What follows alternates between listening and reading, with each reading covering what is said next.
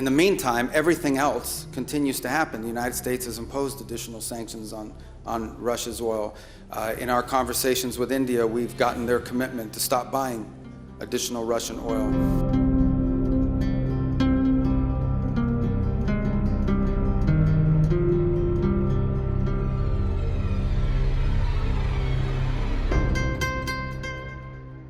Key issues here, yesterday, today, is of course, continues to be the question of how to deal with the war in Ukraine. Many of us, in the discussions of the last day, last 24 hours, have voiced their impression that the Russians, let me put it colloquially, the Russians are playing for time. They're not really interested in a meaningful settlement. There is no indication that they're willing to compromise on any of their maximalist objectives. Offer to us, if you could, your assessment of where we are and where you think we can go. Well, I think where we are at this point is that the issues at play that have to be, here's the good news. The good news is that the issues that need to be confronted to end this war have been narrowed. That's the good news. The bad news is they've been narrowed to the hardest questions to answer, and work remains to be done in that front. I hear your point about, well, the answer is we don't know. We don't know if the Russians are serious about ending the war. They say they are, and under what terms they were willing to do it, and whether we can find terms that are acceptable to Ukraine upon that Russia will always agree to. But we're going to continue to test it. In the meantime, everything else continues to happen. The United States has imposed additional sanctions on Russia's oil. In our conversations with India, we've gotten their commitment to stop buying additional Russian oil. Europe has taken its set of steps moving forward. The Pearl program continues, in which American weaponry is being sold for the Ukrainian war effort. So all these things continue. Nothing has stopped in the interim. So there's no buying of time here in that regard. What we can't answer, but we're going to continue to test, is whether there is an outcome that Ukraine can live with and that Russia will accept. And I would say it's been elusive up to this point. We've made progress in the sense that for the first time, I think, in years, at least at the technical level, there were military officials from both sides that met together last week, and there'll be meetings again on Tuesday, although it may not be the same group of people.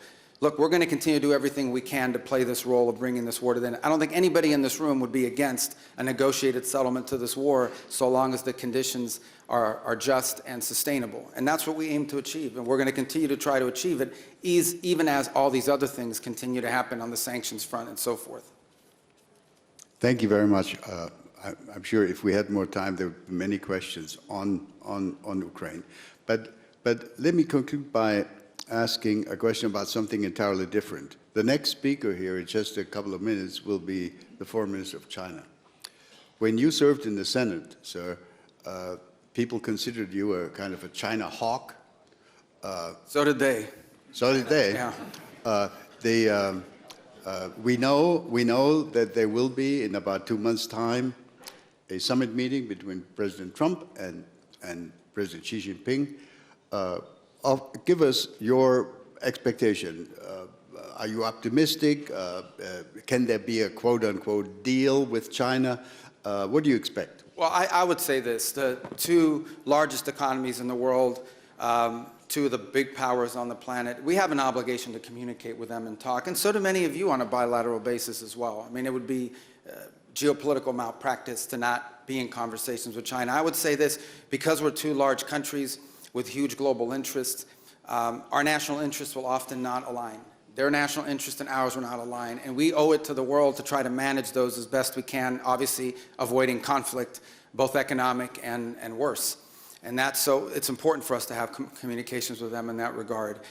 On areas in which our interests are aligned, I think we can work together to make positive impact on the world, and we seek opportunities to do that with them.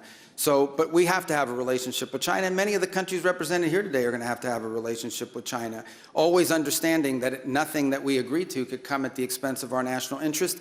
And frankly, we expect China to act in their national interest, as we expect every nation state to act in their national interest. And the goal of diplomacy is to try to navigate those times in which our national interests come into conflict with one another, always hoping to do it peacefully. I think we also have a special obligation, because whatever happens between the U.S. and China on trade has a global implication. So there are long-term challenges that we face that we're going to have to confront that are going to be irritants in our relationship with China. That's not just true for the United States, that's true for the broader West. But I do think we need to try to manage those the best we can to avoid, unnecessary friction if it's possible. But no one is under any illusions. There are some fundamental challenges between our countries and between the West and China that will continue for the foreseeable future for a variety of reasons. And it's some of the things we hope to work together with you on.